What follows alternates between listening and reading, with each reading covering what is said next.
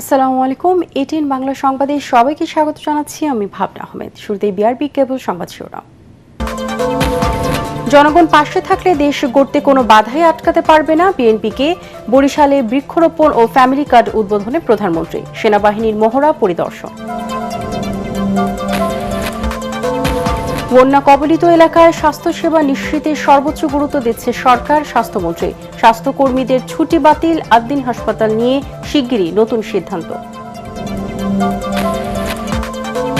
দেশের আর্থিক পরিস্থিতিতে সন্তুষ্ট আইএমএফ। কর আদায় বাড়ানো সহ বেশ কিছু শর্তে ঋণ দিতে আগ্রহী জানালেন অর্থমন্ত্রী।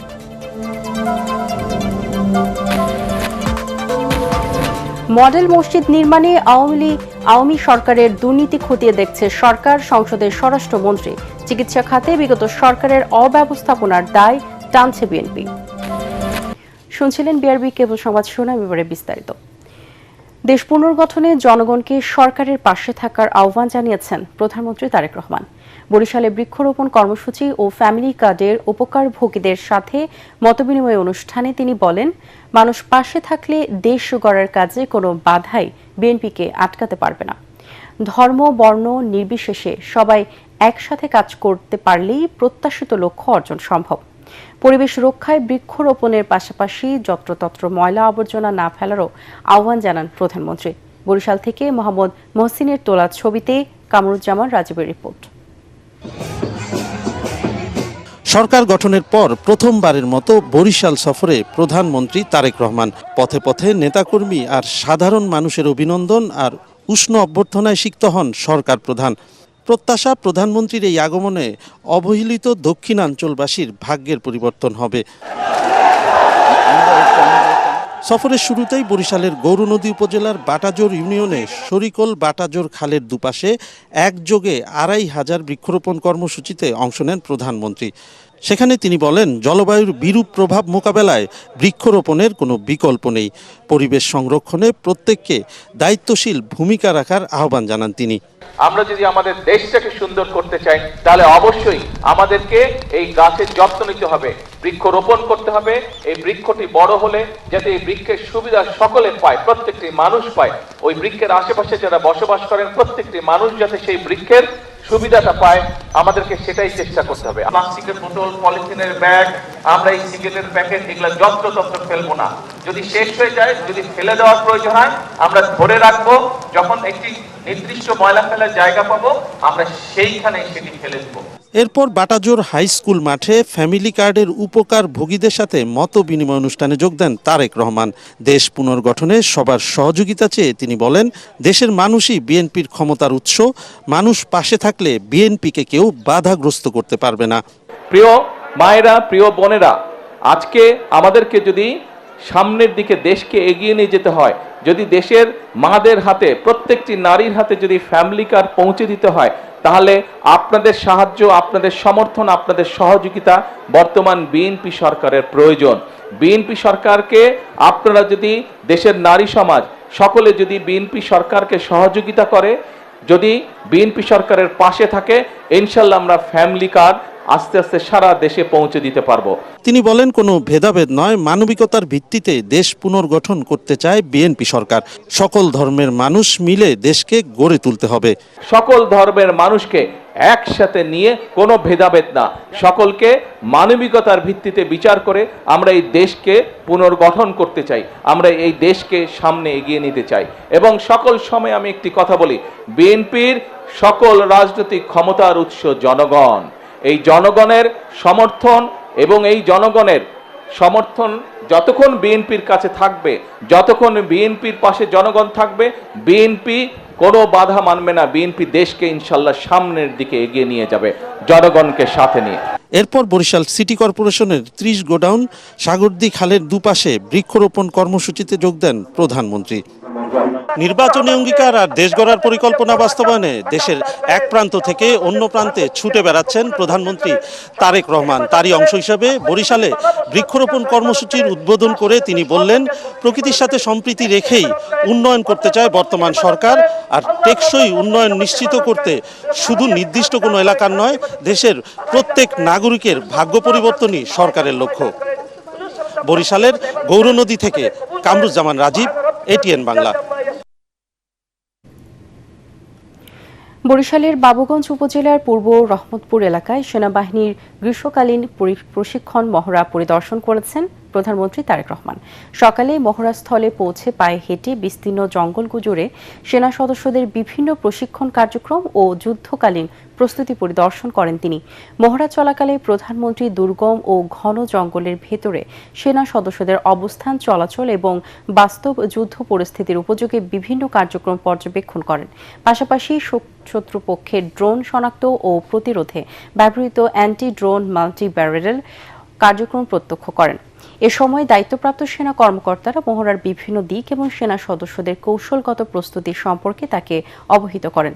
পরে সেনা সদস্যদের উদ্দেশ্যে দিক নির্দেশনামূলক বক্তব্যে প্রধানমন্ত্রী বলেন, দেশের স্বাধীনতা ও সার্বভৌমত্বের প্রতীক সেনাবাহিনীর উপর জনগণের গভীর আস্থা রয়েছে। সেই আস্থা ও মর্যাদা ধরে রাখতে পেশাদার প্রশিক্ষণ, আধুনিক প্রযুক্তির ব্যবহার ও সর্বোচ্চ প্রস্তুতি বজায় রাখার উপর গুরুত্বারোপ করেন তিনি। নিজেকে সেনা পরিবারের সন্তান উল্লেখ করে প্রধানমন্ত্রী বলেন, সেনা সদস্যদের কাছে আসলে তার শৈশবের কথা মনে পড়ে। মহড়ায় অংশ নেওয়া সেনা সদস্যদের জন্য যুদ্ধক্ষেত্রের পরিবেশ প্রস্তুত করা খাবার গ্রহণও করেন তারেক রহমান।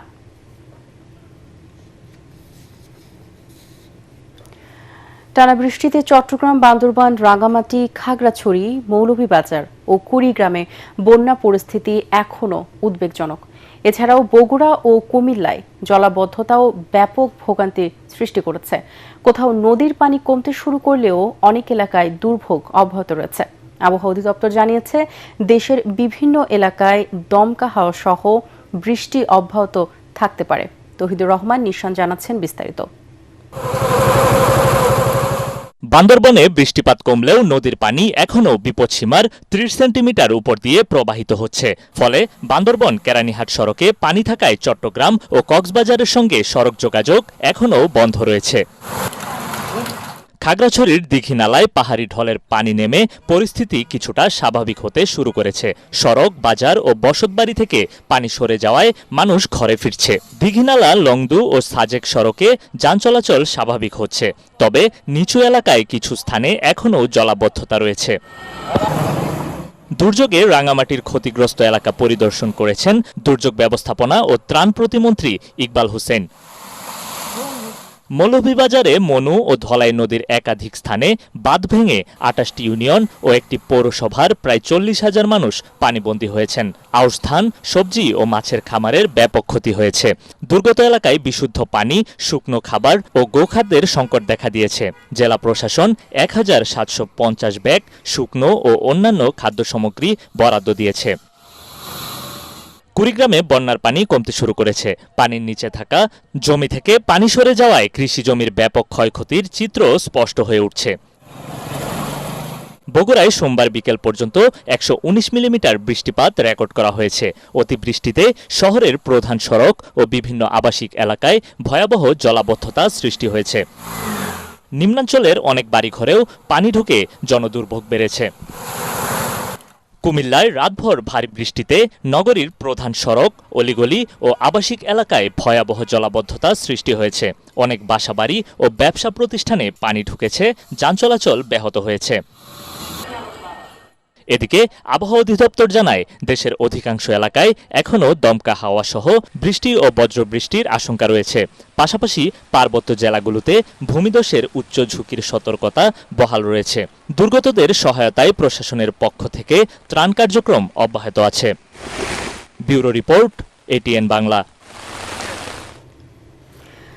টানা বর্ষণ ও পাহাড়ি ঢলের সৃষ্ট বন্যায় পানিবন্দী সাতকানিয়া, চন্দনাইশের মানুষের মধ্যে ত্রাণ বিতরণ করেছেন বিদ্যুৎ, জ্বালানি ও খনিজ সম্পদ প্রতিমন্ত্রী আনিদুল ইসলাম অমিত।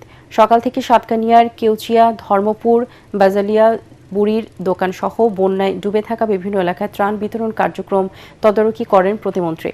এসব এলাকায় ত্রাণ কার্যক্রম পরিচালনায় ও বানভাসী মানুষকে সহযোগিতায় নেমেছেন সেনাবাহিনী ও বিমান বাহিনীর সদস্যরাও। এ সময় প্রতিমন্ত্রীর সাথে স্থানীয় সংসদ সদস্য জসিমউদ্দিন আহমেদ ও জেলা প্রশাসক জাহিদুল ইসলাম মিয়া উপস্থিত ছিলেন। যেখানে ফসলি জমি তলিয়ে গেছে, মাছের ঘের ভেসে গেছে, গবাদি পশু ক্ষতিগ্রস্ত হয়েছে। এই ক্ষতি পুষিয়ে নিয়ে যেন এই মানুষগুলো আবার স্বাভাবিক জীবনে ফিরতে পারে, আমরা তার জন্য সরকারের তরফ থেকে উদ্যোগ নিব। টানা বৃষ্টি, জলাবদ্ধতা আর তীব্র যানজটে নাকাল রাজধানীবাসী। সবচেয়ে বেশি ভোগান্তিতে কর্মজীবী মানুষ। প্রতিকূল আবহাওয়ায় বিড়ম্বনায় এইচএসসি পরীক্ষার্থীরা। একই পরিস্থিতি সাধারণ শিক্ষার্থীদেরও। আবহাওয়া অফিস বলছে পুরো জুলাই মাস জুড়েই থেমে থেমে বৃষ্টি হবে, তবে দুদিন বিরতি দিয়ে ভারী বৃষ্টিপাত হতে পারে 16 জুলাই থেকে। এদিকে দেশের 8 জেলায় স্বল্পমেয়াদী বন্যার আশঙ্কার কথা জানিয়েছে বন্যা পূর্বাভাস কেন্দ্র। মিজান শাহজাহানের রিপোর্ট। গত কয়েকদিনের টানা বৃষ্টিতে থমকে গেছে ঢাকা শহরের স্বাভাবিক জীবনযাত্রা। শান্তিনগর, মতিঝিল, নিউ মার্কেট, বনানী সহ পুরান ঢাকার অধিকাংশ সড়ক তলিয়ে গেছে পানির নিচে। এই পরিস্থিতিতে সবচেয়ে বেশি ভোগান্তিতে পড়তে হচ্ছে কর্মজীবীদের। কোনো সড়কে পরিবহন সংকটে নির্ধারিত সময়ে কর্মস্থলে পৌঁছাতে পারেননি অনেকেই। পারফেক্ট টাইমে আসতে পারতেছি না অফিসে, কারণ হচ্ছে মুষলধারে যে এরকম বৃষ্টি পড়তেছে, আমাদের যে এলাকায় আমরা বসবাস করি ওইখানে জলাবদ্ধতার সৃষ্টি হচ্ছে।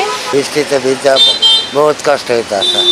জলজটের কবলে পড়ে গাড়ি বিকল হয়ে যাওয়ার আশঙ্কায় কোনো সড়ক পরিবহন শূন্য। অন্যদিকে যেসব সড়কে জলজট সৃষ্টি হয়েছে সেখানে দেখা দিয়েছে তীব্র যানজট।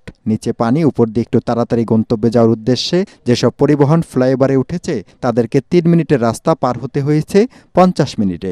বৈরী আবহাওয়ার মধ্যেই চলছে এইচএসসি পরীক্ষা। খোলা রয়েছে সব ধরনের শিক্ষা প্রতিষ্ঠান। শিক্ষার্থীরা বলেন, ঝড় বৃষ্টির মধ্যে ঠান্ডা, কাশি, জ্বরের ঝুঁকি নিয়েই তাদের অংশ নিতে হচ্ছে পরীক্ষায়। আমরা অনেক দূর থেকে এখানে ঢাকা সিটি কলেজে এক্সাম দিতে আসছি। এই সময়টাতে পরীক্ষাটা না নেওয়াটাই বেটার আর কি, যেহেতু পানি উঠে গেছে, যাতায়াতের সমস্যা। বৃষ্টির দিন ক্লাস করা, এটা শিক্ষামন্ত্রী অবশ্যই একটু বিবেচনা করা উচিত। সকাল 7টা বাজে বেরোলে দেখি যে আমার বাসার নিচতলা পর্যন্ত পানি। আবহাওয়া অফিস জানিয়েছে ঢাকা সহ সারা দেশে অতি ভারী বৃষ্টিপাত হচ্ছে, মঙ্গলবারও যা অব্যাহত থাকবে। মৌসুমী বায়ু সক্রিয় থাকার কারণে রংপুর, রাজশাহী, ময়মনসিংহ, ঢাকা, চট্টগ্রাম ও সিলেট বিভাগের কোথাও কোথাও ভারী থেকে অতি ভারী বর্ষণ হতে পারে। তবে এই ভারী বর্ষণের ফলে ঢাকা মহানগরের কোথাও কোথাও অস্থায়ীভাবে জলাবদ্ধতা তৈরি হতে পারে।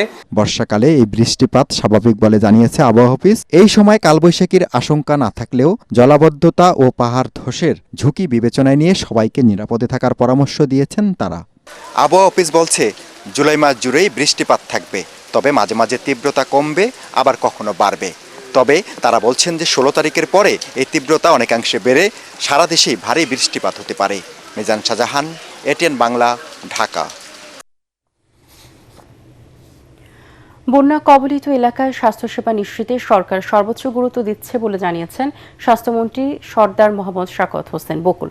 সচিবালয়ে স্বাস্থ্য মন্ত্রণালয়ের সংবাদ সম্মেলনে মন্ত্রী বলেন, বন্যা কবলিত 11 জেলায় ডাক্তার ও স্বাস্থ্যকর্মীদের ছুটি বাতিল করা হয়েছে। এক প্রশ্নের জবাবে স্বাস্থ্যমন্ত্রী জানান, 8 দিন হাসপাতাল নিয়ে নতুন সিদ্ধান্ত নিতে যাচ্ছে সরকার। বিস্তারিত জানাচ্ছেন ইয়াসিন রানা।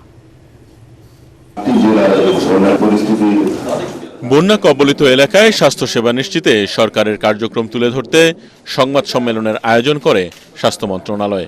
এ সময় স্বাস্থ্যমন্ত্রী সরদার শাখাওয়াত হোসেন বকুল বলেন, সাপে কাটা, কলেরা মোকাবেলা ও গর্ভবতী মায়েদের স্বাস্থ্যসেবায় অধিক গুরুত্ব দিয়ে সকল ধরনের স্বাস্থ্যসেবা নিশ্চিতে কাজ করছে সরকার। স্বাস্থ্যসেবার পক্ষ থেকে আমাদের যা যা করণীয় ওষুধ নিয়ে সমস্ত কিছু আমরা সরবরাহ করেছি। সেখানে আমাদের পক্ষ থেকে কোনো রকম গাফিলতি করা হয়নি। আমরা কোনো অপেক্ষা করিনি সময়ের জন্য, কাকে সাপে কাটলো, কোথাও কোনো কলেরা দেখা দিয়েছে কিনা। বিশেষ করে গর্ভবতী মা এবং শিশুদেরকে রক্ষার্থে আমরা অভূতপূর্ণ প্রচেষ্টা চালিয়ে যাচ্ছি এবং কার্যক্রম গ্রহণ করেছি। বন্যা কবলিত এলাকায় স্বাস্থ্যকর্মীদের ছুটি বাতিল করার কথা জানিয়ে তিনি বলেন, সকল উপজেলায় অ্যান্টিভেনম ও পানি বিশুদ্ধ করার ট্যাবলেট পৌঁছানো হয়েছে। সকল স্বাস্থ্যকর্মীদের বন্যা পীড়িত এলাকায় ছুটি বাতিল করা হয়েছে এবং সার্বক্ষণিকভাবে দিনে রাতে আমাদের স্বাস্থ্যকর্মীরা কাজ করতেছে। পর্যাপ্ত পরিমাণে ওয়াটার পিউরিফায়ার ট্যাবলেট আমরা একেবারে রিমোট লেভেলে উপজেলাগুলিতে সরবরাহ করেছি। অ্যান্টিভেনম অনেক আছে, তারপরেও আমরা ডিস্ট্রিক্ট লেভেলে আরো অ্যান্টিভেনমের স্টক রেখেছি। লাইসেন্স বাতিল করা 8 দিন হাসপাতাল নিয়ে সরকার শিগগিরই নতুন সিদ্ধান্ত নেবে বলেও জানান স্বাস্থ্যমন্ত্রী। যে কারণে আমরা অ্যাকশনে গিয়েছি, they are rebuilding the structure, bakery, remote ICU ইউনিটের দরজা জানলা ভাঙ্গা টাঙ্গা এগুলো পাঠাইতেছে আমাদের ভিডিও, তারা মানে ভেন্টিলেশনের সিস্টেম করতেছে। আমরা পরিদর্শন করে যদি আমরা ফিজিবল মনে করি, the government might take decision. যে কোনো দুর্যোগ মোকাবেলায় সরকার আগেভাগে এবং টেকসই সমাধানের চেষ্টা করছে বলে জানান স্বাস্থ্যমন্ত্রী সর্দার সাখাওয়াত হোসেন বকুল। ইয়াসিন রানা, এটিএন বাংলা, ঢাকা। IMF এর কাছ থেকে নতুন করে ঋণ পেতে ইতিবাচক আলোচনা চলছে বলে জানিয়েছেন অর্থমন্ত্রী আমির খসরু মাহমুদ চৌধুরী। সচিবালয় সংস্থাটি প্রতিনিধি দলের সাথে বৈঠক শেষে তিনি আরও বলেন, বাংলাদেশের আর্থিক সংস্কারে সংস্থাটি সন্তুষ্ট, তবে কর আদায় বাড়ানো সহ বেশ কিছু শর্ত দিয়েছে। পে স্কেল বাস্তবায়নে IMF এর সহযোগিতার বিষয়ে কোনো আলোচনা হয়নি বলে জানান অর্থমন্ত্রী। রিপোর্টে জানাচ্ছেন মাহবুব কবির চপল।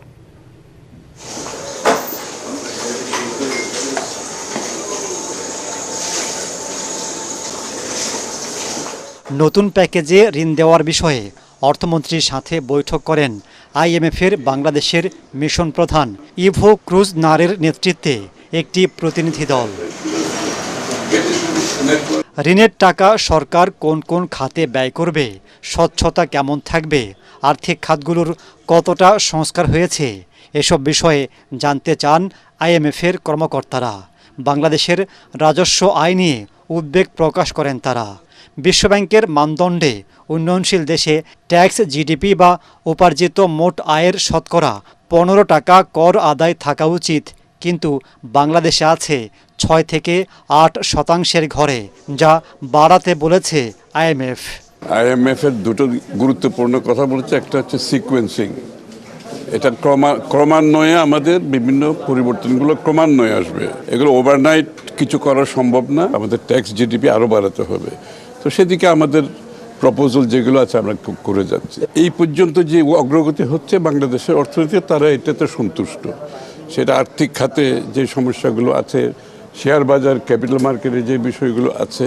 অর্থমন্ত্রী জানান, ঋণ পাওয়ার বিষয়ে আগামী অক্টোবরে বড় অগ্রগতি জানা যাবে।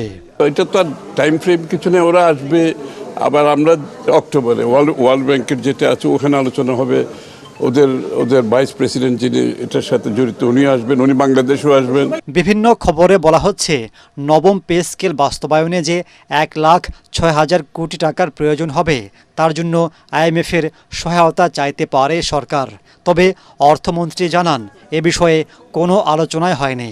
এটা পে স্কেল, আর এটা আমি তো আশ্চর্য কথা, আমি তো বলতেছি আজকে আলোচনাটা হয়েছে শুধুমাত্র কোন ভিত্তির উপর আমাদের প্রোগ্রামটা হবে, আমরা তো কোনো ডিটেলস আলোচনা যাই নাই, সুতরাং আমি তো I can't comment on that. Pay স্কেলের গেজেট কবে প্রকাশ করা হবে, সাংবাদিকদের এমন প্রশ্ন এড়িয়ে যান অর্থমন্ত্রী। মাহবুব কবির চপল, ATN বাংলা, ঢাকা। আওয়ামী লীগ সরকারের আমলে সারা দেশে মডেল মসজিদ নির্মাণ প্রকল্পে কত টাকা দুর্নীতি হয়েছে তা খতিয়ে দেখা হবে বলে জানিয়েছেন স্বরাষ্ট্রমন্ত্রী সালাউদ্দিন আহমেদ। জাতীয় সংসদে এক সদস্যের প্রশ্নে জবাবে ধর্মমন্ত্রীর পক্ষে স্বরাষ্ট্রমন্ত্রী বলেন, গত 17 বছরে ধর্মের নামেও দুর্নীতি হয়েছে। আরও সদস্যের প্রশ্নের জবাবে স্বাস্থ্যমন্ত্রী সর্দার মোহাম্মদ সাখাওয়াত হোসেন বলেন, চিকিৎসা খাতে সরঞ্জাম কেনা ও স্থাপন এবং জনবল নিয়োগ সহ বিভিন্ন ক্ষেত্রে বিগত সরকারের সব অব্যবস্থাপনা বিএনপি সরকারের ঘাড়ে চেপেছে। কোথাও কোনো রিক্রুটমেন্ট হয় নাই, অপরিকল্পিতভাবে যন্ত্রপাতি আমদানি করা হয়েছে, যা প্যাকেটবন্দি অবস্থায় এখন বাঙ্গারির দোকানে যাচ্ছে। 18 কোটি টাকা করে 2টি রেডিওথেরাপির মেশিন খুলনা এবং ফরিদপুরে পড়ে আছে। ল্যাবরেটরি মেশিন আনা হয়েছে, ল্যাবরেটরি টেকনিশিয়ান নেই। এই অব্যবস্থাপনা আজকে আমাদের এই গণতান্ত্রিকভাবে দিনের বেলায় ভোটে নির্বাচিত সরকারের উপর এসে বসেছে। ইসলামের নামে, মসজিদের নামে তারা যা করেছে সেটা অত্যন্ত গর্হিত কাজ। দুর্নীতি করার জন্য প্রাক্কলনের মধ্যেই আগে ঢুকেছে, তারপরে দুর্নীতি হয়েছে, সময় বৃদ্ধি হয়েছে, ব্যয় বৃদ্ধি হয়েছে, তার উপর এখন 13 কোটি থেকে 21 কোটিতে কিভাবে গেল? এই মডেল মসজিদগুলোর সমস্ত প্রকল্প ব্যয় টোটাল কত ছিল, কতটা নাম্বার অফ মডেল মসজিদ হয়েছে, সমস্ত মসজিদ ওয়ারি সেটা তদন্ত পরিচালনা করার জন্য আমি আজকে মন্ত্রণালয়কে নির্দেশ দেব, মাননীয় স্পিকার। এর মধ্যে সরকারি অন্যান্য সংস্থাও জড়িত হতে পারে। চলতি বিশ্বকাপে ফুটবল বিশ্ব দেখছে এক অবিশ্বাস্য লিওনেল মেসিকে। বয়সকে স্রেফ একটি সংখ্যা বানিয়ে তিনি করে যাচ্ছেন গোলের পর গোল আর ভাঙছেন একের পর এক রেকর্ড। কিন্তু ৩৯ বছর বয়সেও কিভাবে তরুণদের মতো ছুটছেন এই কিংবদন্তি? জীববিজ্ঞানের নিয়মকে বুড়ো আঙুল দেখানো নেপথ্যের গল্প জানাচ্ছেন রায়হান রাসেল। ৩৯ বছর বয়স সাধারণ ফুটবলারদের জন্য যখন অবসরের গল্প লেখার সময়, লিওনেল মেসি তখন ২০ বছরের তরুণের ক্ষিপ্রতায় কাঁপিয়ে বেড়াচ্ছেন বিশ্বমঞ্চ। জীববিজ্ঞানের চিরন্তন নিয়মকে বৃদ্ধা আঙ্গুল দেখিয়ে ৪ বছর আগের চেয়ে বেশি গতিতে ছুটছেন তিনি। এটা কি শুধুই অলৌকিক জাদু, নাকি এর পেছনে লুকিয়ে আছে অন্য কোনো বিজ্ঞান? স্প্যানিশ কন্ডিশন বিশেষজ্ঞ ও পুষ্টিবিদদের মতে বৈজ্ঞানিক সমীকরণ বলে ৩৫ বছরের পর প্রতি বছর অ্যাথলেটদের গতি ১.৫ থেকে ৩% কমে যায়। সেই হিসেবে এই টুর্নামেন্টে মেসির সর্বোচ্চ গতি হওয়ার কথা ছিল ২৮ থেকে ২৯ কিলোমিটার। কিন্তু সোফা স্কোরের ট্র্যাকিংয়ে ডেটা চমকে দিচ্ছে পুরো বিশ্বকে। মেসি এবার গতি তুলছেন ঘন্টায় সর্বোচ্চ ৩০.৯ কিলোমিটার গতিতে, যা ২০২২ কাতার বিশ্বকাপের চেয়েও প্রায় ৫% বেশি। বাস্তবতা বলছে এই বয়সে এসে বিশ্বমঞ্চে সেরা ফর্মে থাকাটা কোনো অলৌকিক ঘটনা নয়। এর পেছনে রয়েছে রক্ত জল করা কঠিন পরিশ্রম এবং নিজেকে বিলিয়ে দেওয়া। বছরের শুরু থেকেই বন্ধু রদ্রি দি পলের সঙ্গে একটি বিশেষ শারীরিক ট্রেনিং মিশনে অংশ নেন মেসি। ইন্টার মায়ামিতে নিয়মিত অনুশীলনের পাশাপাশি ব্যক্তিগত ট্রেনার এবং ফিজিওথেরাপিস্টদের সঙ্গে করেছেন অতিরিক্ত সেশন। আর এই ফিটনেস বিপ্লবের ভিত্তি গড়ে উঠেছিল ২০১৪ সালে। তখন ইটালিয়ান ক্রীড়া পুষ্টিবিদের পরামর্শে মেসি তার খাদ্য তালিকা থেকে চিনি এবং প্রক্রিয়াজাত ময়দা সম্পূর্ণ ছেঁটে ফেলে আপন করে নেন অর্গানিক ডায়েট। খাবার তালিকায় এই বদল মেসির শরীরে মেদ কমিয়ে, পেশির ভার বাড়িয়ে ইনজুরি প্রবণতা কমিয়ে দেয় চিরতরে। আর্জেন্টিনার সাবেক তারকা মার্সো গার্গিও ঠিকই বলেছেন, মেসি হলো পুরনো মদ, সময় যত যায় আর তত উন্নতি হয়। গতি, ডায়েট আর অনুশীলনের বিজ্ঞান হয়তো অনেক কিছুই ব্যাখ্যা করতে পারে, কিন্তু সাফল্যের জন্য মেসির ভেতরে যে তীব্র ক্ষুধা, তা পৃথিবীর কোনো সুপারমার্কেটে কিনতে পাওয়া যায় না। রায়হান রাসেল, এটিএন বাংলা। পরমুখাপেক্ষী না হয়ে নারীদের আত্মনির্ভরশীল হওয়ার আহ্বান জানিয়েছেন এটিএন বাংলা ও এটিএন নিউজের চেয়ারম্যান ডক্টর মাহফুজুর রহমান। রাজধানীতে বিউটিশিয়ান অ্যাওয়ার্ড প্রদান অনুষ্ঠানে তিনি কথা বলেন। এ সময় ডক্টর মাহফুজুর রহমান জানান, বিউটিশিয়ানদের পেশার বিকাশ ঘটাতে সবসময় পাশে থাকবে এটিএন বাংলা ও এটিএন নিউজ। মিজান শাহজাহানের আরেকটি রিপোর্ট। উত্তরা লেডিস ক্লাবে বেস্ট বিউটিশিয়ান অ্যাওয়ার্ড ২০২৬ আয়োজন করে বেস্ট বিউটি এক্সপার্ট ২০২১। সারা দেশের ১৮০ জন বিউটিশিয়ানদের হাতে তাদের গত এক বছরের কাজের স্বীকৃতিস্বরূপ অ্যাওয়ার্ড তুলে দেন এটিএন বাংলা ও এটিএন নিউজের চেয়ারম্যান ডক্টর মাহফুজুর রহমান ও অভিনেত্রী বিদ্যা সিনহা মিম। এ সময় উপস্থিত ছিলেন বেস্ট বিউটি এক্সপার্ট ২০২১-এর চেয়ারম্যান তুর্য নাসির। অ্যাওয়ার্ড প্রাপ্তদের মধ্যে সেরা ১০ জনকে দেওয়া হয় টপ 10 সম্মাননা। একটা মেয়ের আসলে নিজের স্বাবলম্বী হওয়া উচিত। আমরা সবাই চাই প্রত্যেকটা নারী যেন বিভিন্ন জায়গাতে নিজেরা স্টাবলিশ থাকে। আপনারা যে কাঙ্ক্ষিত উদ্দেশ্য নিয়ে দেশের প্রত্যন্ত অঞ্চল থেকে এসেছেন আপনাদের স্বপ্নগুলো পূরণ করার জন্য। এ সময় এটিএন বাংলা ও এটিএন নিউজের চেয়ারম্যান ডক্টর মাহফুজুর রহমান বলেন, নারীরা পেশাগতভাবে নিজেদের মর্যাদা বাড়ানোর পাশাপাশি অর্থনৈতিকভাবে স্বাবলম্বী হচ্ছে। তাদের এগিয়ে চলাকে স্বাগত জানান তিনি। আমার সবচেয়ে ভালো লাগে এই জন্য যে আজকে আপনারা এই নারীরা নিজ নিজ নিজ স্বনির্ভর হওয়ার জন্য আপনারা বিভিন্ন পার্লার আপনার খুলেছেন। এটা আমাদের জন্য গর্বের বিষয়। নিজের পায়ে দাঁড়াবার মতন আপনাদের সমর্থ হয়েছে। দেশের প্রথম satellite television channel ATN Bangla ও ২৪ ঘন্টার নিউজ চ্যানেল এটিএন নিউজ বিউটিশিয়ানদের নিয়ে অনুষ্ঠান নির্মাণ করবে বলেও জানান তিনি। আমরা এটিএন বাংলা সবসময় চেষ্টা করি আপনাদের এইসব কর্মকাণ্ডকে তুলে ধরার জন্য। আমরা এটিএন বাংলায় আপনাদেরকে নিয়ে একটা অনুষ্ঠান করতে চাই, কিন্তু এখন পর্যন্ত কেউ এটা করে উঠতে পারলো না। আপনাদের জন্য আমার দোয়ার খোলা আছে। যখনই আপনারা চাবেন প্রোগ্রাম, এইসব এই বিউটিফিকেশন প্রোগ্রাম যদি করতে চান, আমরা আপনাদেরকে স্পেস দেব। আপনাদেরকে নিয়ে আমাদের একটা কম্পিটিশন হবে, মানে প্রতিদিন 3টা করে পার্লার এতে অ্যাটেন্ড করবে, তারপর 3টা থেকে 1টা করে বাছাই করে নিয়ে পরবর্তীকালে আবার ওই কোয়ার্টার ফাইনাল, সেমিফাইনালের মতন হবে, হয়ে লাস্টে যে ফাইনাল হবে। অনুষ্ঠানে এটিএনের অর্গানিক হেয়ার অয়েলের স্টলে ছিল বিউটিশিয়ানদের উপচে পড়া ভিড়। তারা জানান, এই পণ্য ব্যবহারে মাত্র 1 মাসের মধ্যে টাক মাথায় চুল গজায়। টাক মাথায় চুল গজিয়েছে এই তেলটা ইউজ করার ফলে। একটাই সমাধান আমি বলবো এখন, আমাদের organic hair oil. Mizan Shahjahan, ATN Bangla, Dhaka. কাতারের সাবেক আমির শেখ হামাদ বিন খলিফা আল থানির মৃত্যুতে রাজধানীর কাতার দূতাবাসে সরকারের পক্ষ থেকে শোক বইয়ে স্বাক্ষর করেছেন স্থানীয় সরকার মন্ত্রী মির্জা ফখরুল ইসলাম আলমগীর। শোক বার্তায় মন্ত্রী গভীর শোক ও দুঃখ প্রকাশ করে বাংলাদেশ সরকার, জনগণ এবং নিজের পক্ষ থেকে কাতার সরকার, রাজপরিবার ও ভ্রাতৃপ্রতিম জনগণের প্রতি গভীর সমবেদনা ও আন্তরিক সহমর্মিতা জ্ঞাপন করেন। এ সময় মন্ত্রী জানান, শেখ হামাদ বিন খলিফা আল থানির মৃত্যুতে বৃহস্পতিবার বাংলাদেশে অর্ধ দিবস রাষ্ট্রীয় শোক পালন করা হবে। এছাড়া কাতারের আমির, রাজপরিবার এবং জনগণের প্রতি বাংলাদেশের সংহতি ও সমবেদনা জানাতে জাতীয় সংসদের স্পিকারের নেতৃত্বে একটি প্রতিনিধি দল দোহা সফর করবে। এ সময় প্রধানমন্ত্রীর পররাষ্ট্র বিষয়ক উপদেষ্টা হুমায়ুন কবির উপস্থিত ছিলেন।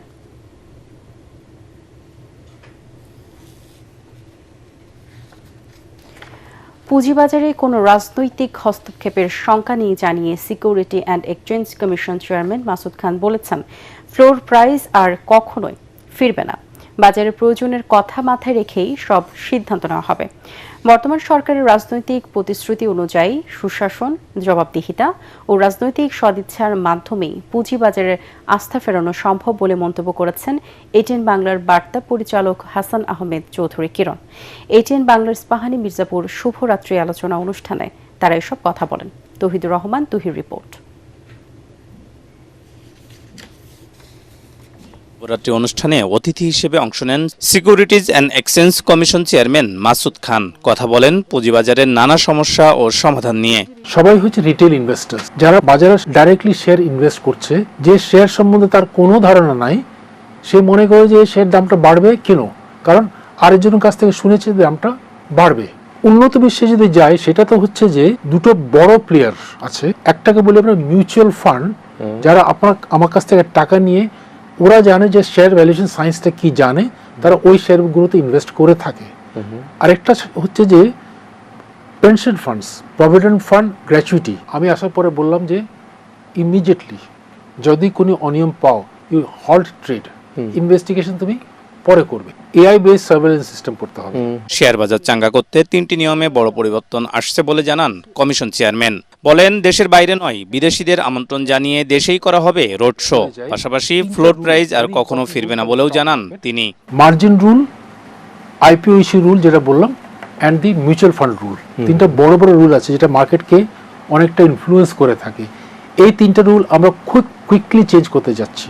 বিগত সময়ে পুঁজিবাজারে কারসাজিকারীদের আইনের আওতায় এনে শাস্তি নিশ্চিতের কথা বলেন এটিএন বাংলার বার্তা পরিচালক ও debate for democracy chairman Hasan Ahmed Chowdhury Kiron. শাসন, জবাবদিহিতা এবং রাজনৈতিক সদিচ্ছা ছাড়া কিন্তু এই পুঁজিবাজারকে ঘুরে দাঁড়ানো মুশকিল হবে। এবং বিগত সময়ে যে কারসাজি যারা করেছেন, যারা অনিয়ম দুর্নীতি করেছেন, সেই প্লেয়ারগুলোকে, সেই খলনায়কগুলোকে যদি আইনের আওতা না আনা হয়, তাহলে কিন্তু ভবিষ্যতে কিন্তু একই ধরনের খলনায়ক, একই ধরনের ঘটনা কিন্তু আবারও করতে পারে। নির্বাচনী ইশতেহার অনুযায়ী সরকার বিগত সময়ের মতো পুঁজিবাজারে কারসাজি ও অনিয়মকারীদের কোনো সুযোগ দেবে না জানিয়ে কমিশন চেয়ারম্যান বলেন, শেয়ার বাজার তার নিজস্ব গতিতেই চলবে।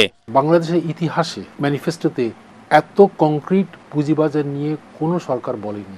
আমাকে একটা কথা বলা হয়েছে যে আপনার এরিয়াতে কোনো রাজনৈতিক হস্তক্ষেপ হবে না, যেটা ন্যায় এটা আমি করব, আমি কোনো হস্তক্ষেপ শুনবো না। বাজারের জন্য দরকার, আমি ইন্ডিভিজুয়ালি কারোর জন্য করব না। সুশাসন, জবাবদিহিতা ও রাজনৈতিক সদিচ্ছা না থাকলে পুঁজিবাজারে আস্থা ফেরানো কঠিন হবে বলে মনে করেন হাসান আহমেদ চৌধুরী কিরণ। পুঁজিবাজার ঘুরে দাঁড়াবে এবং পুঁজিবাজার ঘুরে দাঁড়ালে আমাদের যে লন্ডভন্ড অর্থনীতি এবং এই বাংলাদেশ থেকে একটি গোষ্ঠী যে হাজার হাজার কোটি টাকা পাচার করে নিয়ে এই শেয়ার বাজারকে, এই পুঁজিবাজারকে ধ্বংস করে দিয়েছে, সেটিও ঘুরে দাঁড়াবে। বাংলাদেশের আর্থিক খাতের যে যে বিশৃঙ্খলা রক্ষা করবার ক্ষেত্রে পুঁজিবাজার একটা সক্রিয় ভূমিকা পালন করবে। রাজনৈতিক প্রভাবমুক্ত থেকে কমিশন স্বাধীনভাবে কাজ করলে পুঁজিবাজারে আস্থা ফিরবে বিনিয়োগকারীদের, এমন প্রত্যাশা সংশ্লিষ্টদের। Globally they are known now, you will come to the market in that case. Touhidur Rahman Tuhi, ATN Bangla, Dhaka. এবারে অর্থ সংবাদ।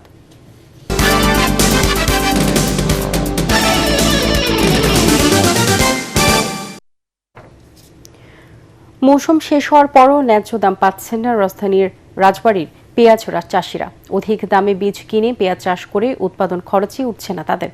তার উপর রয়েছে এয়ার ফ্লো মেশিনে আধুনিক প্রযুক্তিতে সংরক্ষণের অতিরিক্ত ব্যয়। এছাড়া উচ্চ ফলনশীল হাইব্রিড পেঁয়াজ দীর্ঘদিন সংরক্ষণ করে রাখতে না পারায় অনেক কৃষকের ঘরে পেঁয়াজে পচন ধরেছে। এর ফলে লাভের আশায় সংরক্ষণ করা পেঁয়াজ এখন কৃষকের জন্য হয়ে উঠেছে বাড়তি বোঝা। তবে কৃষি বিভাগ বলছে সঠিক জাত নির্বাচন না করা এবং বাজারে চাহিদার তুলনায় সরবরাহ বেশি থাকায় এই পরিস্থিতির সৃষ্টি হয়েছে। এবারে আন্তর্জাতিক সংবাদ।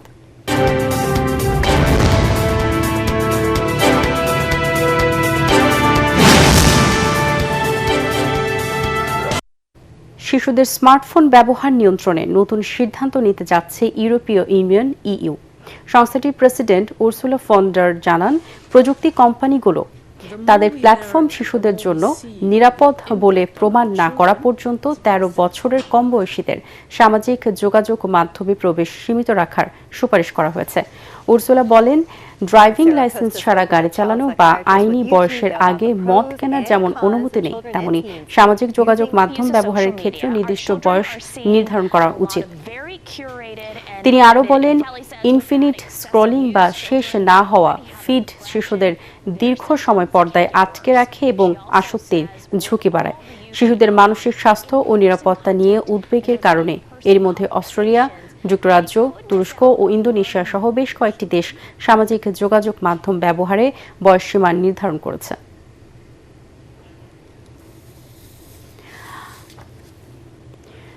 রাজধানী জলাবদ্ধতা নিরসনের দীর্ঘমেয়াদী পরিকল্পনা গ্রহণের আশ্বাস দিয়েছেন ঢাকা উত্তর সিটি কর্পোরেশনের প্রশাসক শফিকুল ইসলাম খান।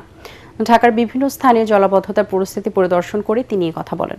এ সময় ডিএনসিসি প্রশাসক জানান, নগরীর প্রায় 50 থেকে 60% খালের সীমানা নির্মাণের কাজ শেষ হয়েছে। বাকি খালগুলো সীমানার নির্ধারণ হলেই উন্নয়ন ও পুনরুদ্ধারের কার্যক্রম খুব দ্রুত শুরু করা হবে। পাশাপাশি দখলকৃত সব খাল চিহ্নিত করে পর্যায়ক্রমে উদ্ধার করার আশ্বাস দেন উত্তরের প্রশাসন।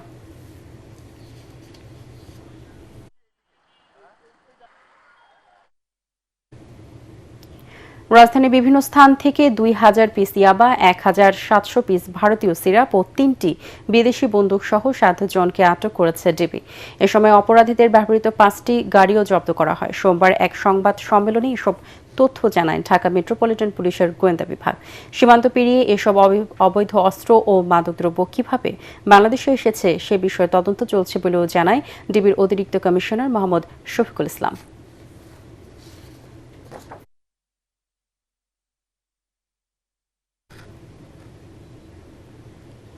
এবারে খেলার খবর।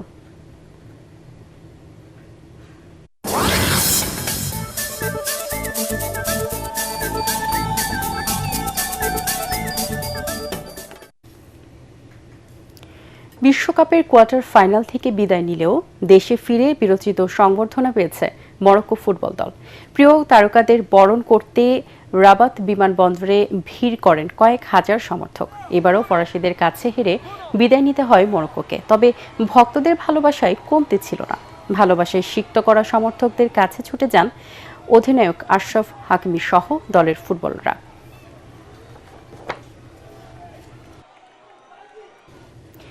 ফিফা বিশ্বকাপে বাজিতে হেরে এক অভিনব কাণ্ড ঘটিয়েছে বিমান সংস্থা নরওয়েজিয়ান এয়ার।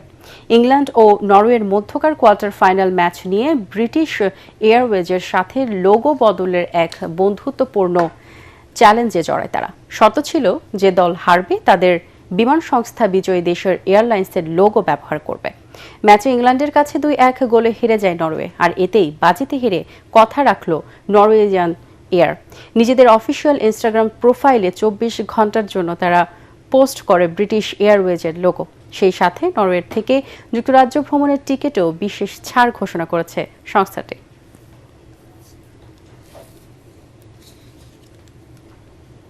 শেষ করার আগে বিআরবি কেবল সংবাদ শিরোনামগুলো জানিয়ে দিব আরও একবার। জনগণ পাশে থাকলে দেশ গড়তে কোনো বাধাই আটকাতে পারবে না, বিএনপিকে বরিশালে বৃক্ষরোপণ ও ফ্যামিলি কার্ডের উদ্বোধনে প্রধানমন্ত্রী। সেনাবাহিনীর মহড়া পরিদর্শন। বন্যা কবলিত এলাকায় স্বাস্থ্যসেবা নিশ্চিতে সর্বোচ্চ গুরুত্ব দিচ্ছে সরকার, স্বাস্থ্যমন্ত্রী। স্বাস্থ্যকর্মীদের ছুটি বাতিল, 8 দিন হাসপাতাল নিয়ে শিগগিরই নতুন সিদ্ধান্ত। দেশের আর্থিক পরিস্থিতিতে সন্তুষ্ট IMF, কর আদায় বাড়ানো সহ বেশ কিছু শর্তে ঋণ দিতে আগ্রহী জানালেন অর্থমন্ত্রী।